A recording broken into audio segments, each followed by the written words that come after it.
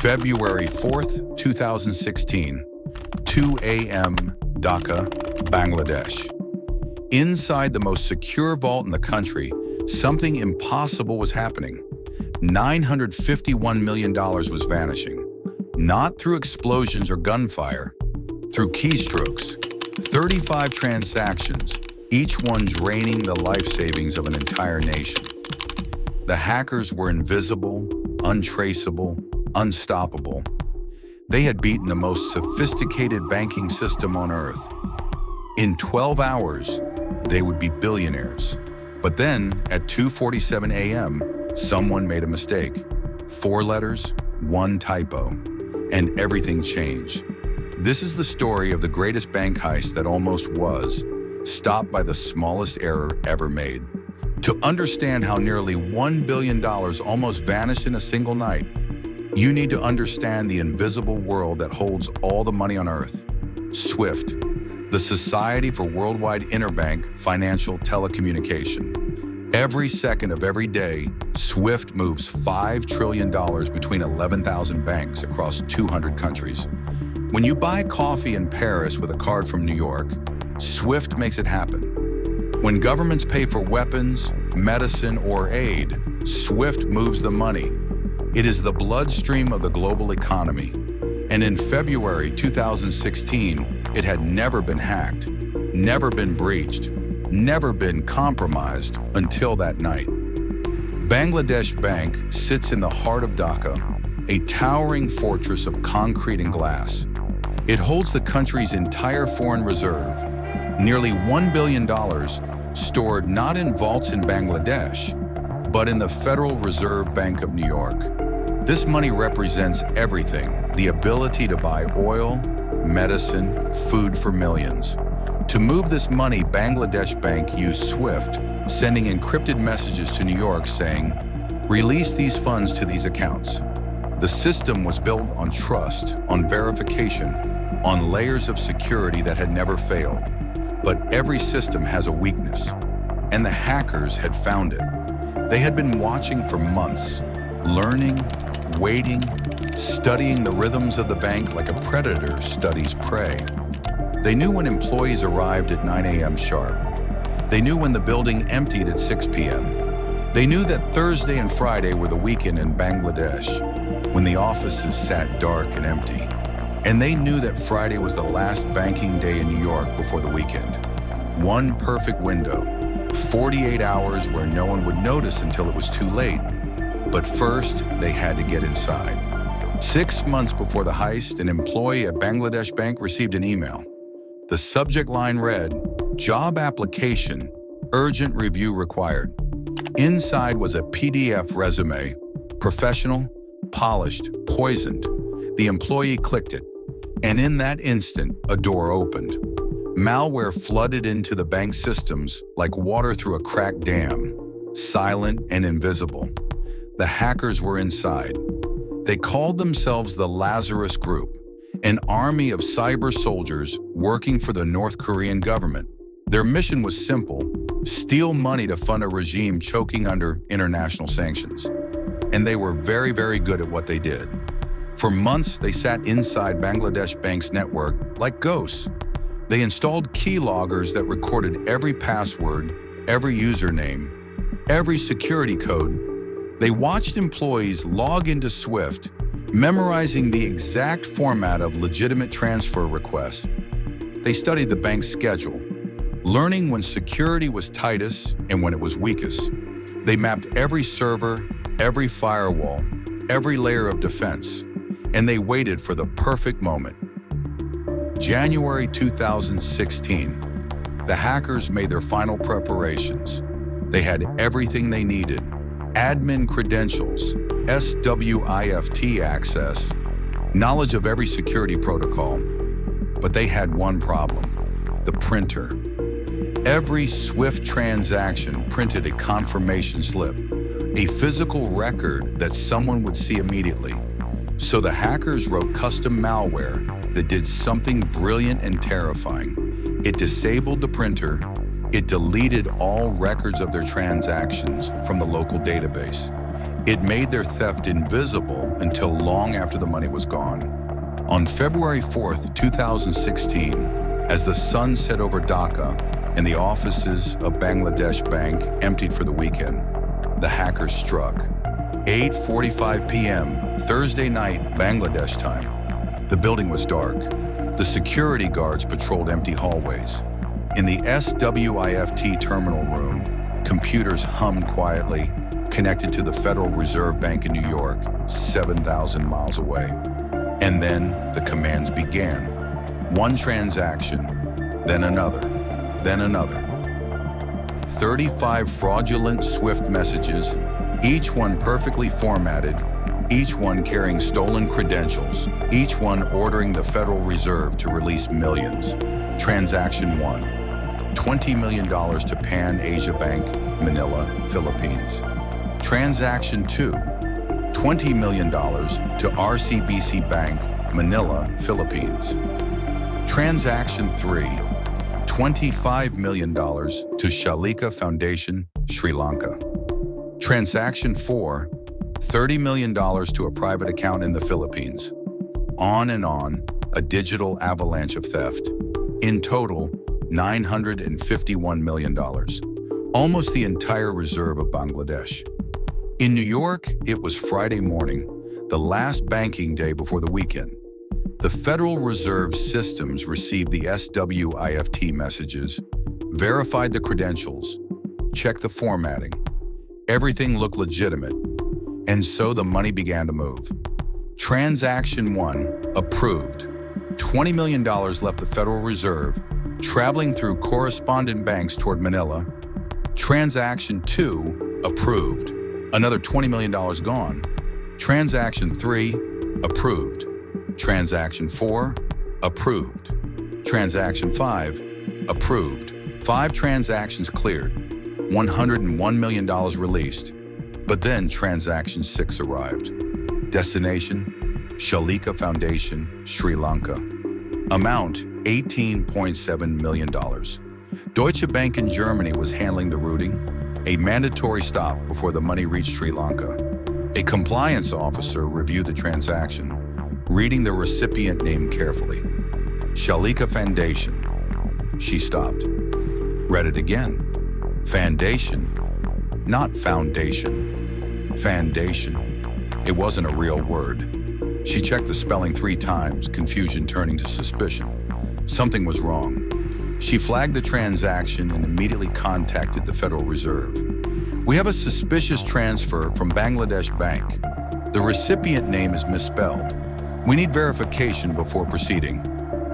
The Federal Reserve froze everything. All 30 remaining transactions stopped. $850 million saved. By a typo, by 4 letters, by one hacker's careless mistake.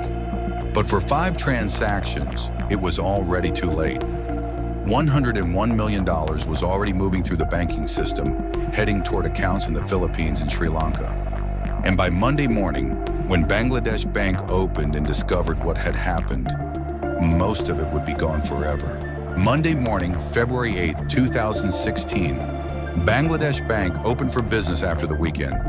Employees filtered in, coffee in hand, ready for another routine day.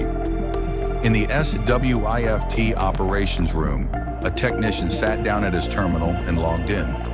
He expected to see the usual overnight reports, transaction confirmations, the digital paperwork of international banking. Instead, he saw nothing. No confirmations, no printer logs, no records at all. He checked the printer, jammed. He rebooted it, nothing printed. Confused, he called his supervisor. Sir, the SWIFT printer isn't working. Nothing from the weekend. The supervisor frowned and walked over. He tried the printer himself. Still nothing. Check the backup logs, he ordered.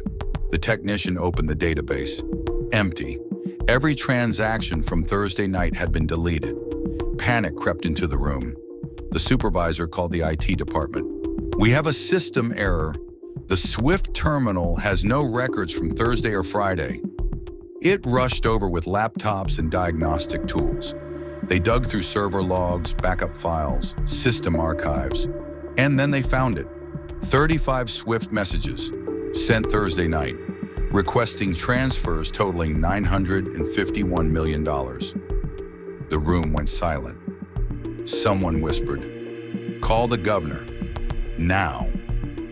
Within an hour, every senior official at Bangladesh Bank was in an emergency meeting. The governor, pale and shaking, dialed the Federal Reserve Bank of New York. "This is Atiur Rahman, governor of Bangladesh Bank. We need to immediately reverse all transactions sent Thursday night. This is an emergency." The voice on the other end was calm but grave. "Governor, 5 transactions totaling $101 million have already cleared. The funds left our custody Friday morning."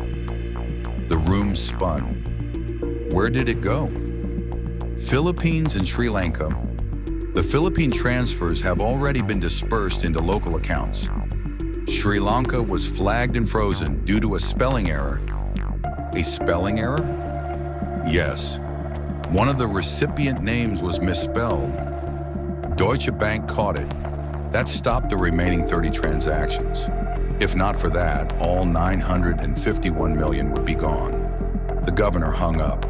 He looked around the table at the faces of his colleagues, all of them realizing the same horrible truth.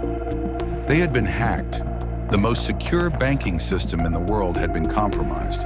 And Bangladesh's entire foreign reserve had almost vanished because of a typo. But the nightmare wasn't over. The money that had reached the Philippines was already moving. $81 million arrived in the Philippines, split across several accounts at RCBC Bank in Manila. The accounts belonged to individuals with Chinese names, but they were just proxies, faces for something much larger. Within hours of arriving, the money began its transformation. It was withdrawn in cash, converted to Philippine pesos, and then carried in bags to several casinos across Manila. Casinos are the perfect place to launder money. You walk in with cash, buy chips, gamble a little, then cash out with a receipt showing the money came from winnings. Clean money, legitimate money, untraceable money. The $81 million flowed through casinos like the Solaire Resort, Midas Casino, and others, converted into chips, moved between high roller accounts, and then withdrawn by Chinese nationals who disappeared into the night. Investigators later found that some of the money was gambled away intentionally, lost at tables to further obscure the trail. Millions vanished into the casino economy, absorbed into the endless churn of bets and payouts. By the time Bangladesh authorities contacted the Philippines, it was too late. The money was gone. In Sri Lanka, the $20 million meant for Shalika Foundation sat frozen in Deutsche Bank systems. That typo had saved it. Investigators eventually recovered $18 million from that account, but the rest, $81 million, was lost forever. The investigation expanded globally. SWIFT launched an emergency audit of its systems. The FBI, Interpol, and cybersecurity firms from around the world descended on Bangladesh Bank. They tore apart the network, analyzing every line of code, every log file, every byte of data, and they found the fingerprints. The malware was sophisticated, custom-built, designed specifically to attack SWIFT systems. But it wasn't new. The code matched malware used in previous attacks on Sony Pictures in 2014 and several South Korean banks in 2013. All of those attacks were traced back to the same source, North Korea, the Lazarus Group, a state-sponsored hacking organization tasked with stealing money to fund Kim Jong-un's regime, bypassing international sanctions that had crippled the country's economy. The Bangladesh bank heist wasn't just a robbery, it was an act of cyber warfare. The fallout was immediate and devastating. Atiur Rahman, the governor of Bangladesh Bank, resigned in disgrace. Multiple employees were fired. The Federal Reserve faced harsh criticism for not catching the suspicious transactions sooner. SWIFT, the backbone of global banking, had to admit it had been compromised. They issued an emergency alert to all 11,000 member banks. Your systems may be vulnerable. Update immediately. Banks worldwide scrambled to upgrade security, implement multi-factor authentication, and add human verification layers to large transactions. The cost of securing the global banking system ran into billions, all because of one breach, all because of 35 messages, all because the hackers got in. But the bigger question haunted everyone. What if there had been no typo?